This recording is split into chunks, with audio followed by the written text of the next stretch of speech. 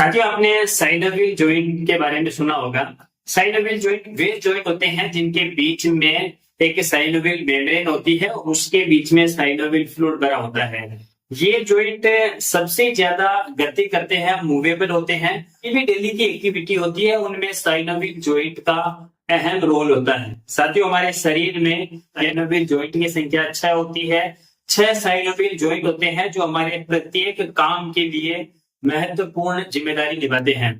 यदि उन जॉइंट के बीच में साइनोवियल फ्लूइड की मात्रा कम होती है तो वे जॉइंट की मूवमेंट की क्षमता कम होने लगती है, संधियां आपस में घर्षण करने लगती है।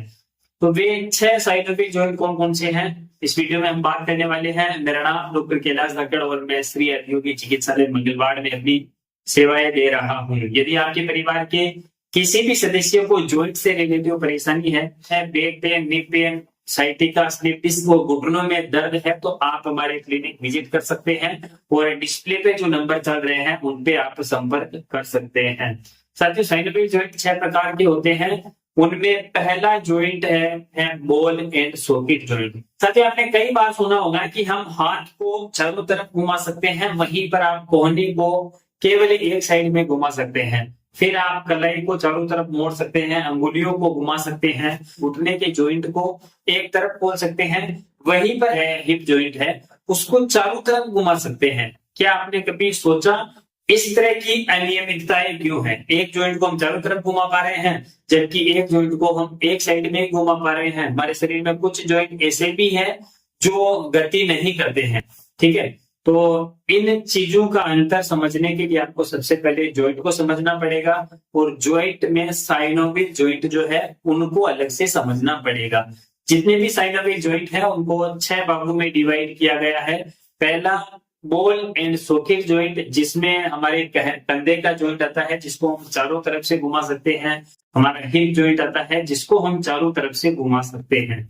इसमें एक हड्डी का सिरा गेंद की तरह होता है और दूसरे हड्डी का सिरा जो है वो सॉकेट की तरह होता है, इसीलिए इसको बॉल एंड सॉकेट जॉइंट का नाम दिया गया है। कई सारे ऐसे व्यक्ति होते हैं जिनमें फ्रोजन शोल्डर की बीमारी हो जाती है, एवीएन की बीमारी हो जाती है।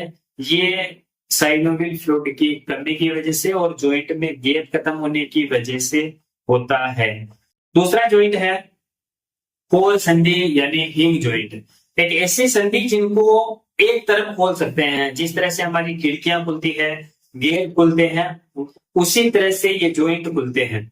एक तरफ यानी दोनों तरफ भी खोल सकते हैं। गेट को एक तरफ खोल सकते हैं, खिड़कियों को एक तरफ खोल सकते हैं, उसी तरह जॉइंट को भी एक तरफ खोल सकते हैं। जैसे हमारी कोहनी का जो जॉइंट है, इसको मैं है ना, जैसे आप वीडियो देखो, इसको मैं नीचे नहीं ले जा सकता, ऊपर लगाऊं। इसी तरह हमारे घुटने का जॉइंट काम करता है, एक तरफ खुलता है, इनको कोर संधि हिंग जॉइंट बोला जाता है। तीसरा है ग्लाइडिंग जॉइंट, जिसमें हड्डियां चपटी सतह पर फिसलती है। जिस तरह से कार्पल और टार्सल बोन जुड़ी रहती है, वो चपटी चपटी होती है और एक दूसरे के ऊपर फिसलती है। जैसे हम कलाई को दबाते हैं तो ये हड्डियां इस तरह से फिसलती है, ठीक है। आप डायग्राम में देख सकते हैं। कार्पल और टार्सल जॉइंट ग्लाइडिंग जॉइंट के अंतर्गत आते हैं। चौथा है पिवोइड जॉइंट, जिसमें एटलस एक्सिस जॉइंट आता है, रेडियो अल्नर जॉइंट आता है। आप डायग्राम में देख सकते हैं कि पिवोइड जॉइंट किस तरह से स्थित रहता है। पांचवा है कॉन्डिलोइड जॉइंट। यह हिंग जॉइंट यानी कोर संधि के समान ही होता है, लेकिन कोर संधि को हम एक तरफ खोल पा रहे थे। इस जॉइंट को हम 2 दिशाओं में खोल सकते हैं, आगे पीछे और ऊपर नीचे मूवमेंट करवा सकते हैं। जैसे टेम्पो मैंडिबुलर जॉइंट है, हमारी जबड़े का जो जॉइंट है उसको हम आगे पीछे भी ले सकते हैं और ऊपर नीचे जैसे हमारा मुंह खुलता है उस तरह से भी मूव करवा सकते हैं। तो यह कॉन्डिलोइड जॉइंट है।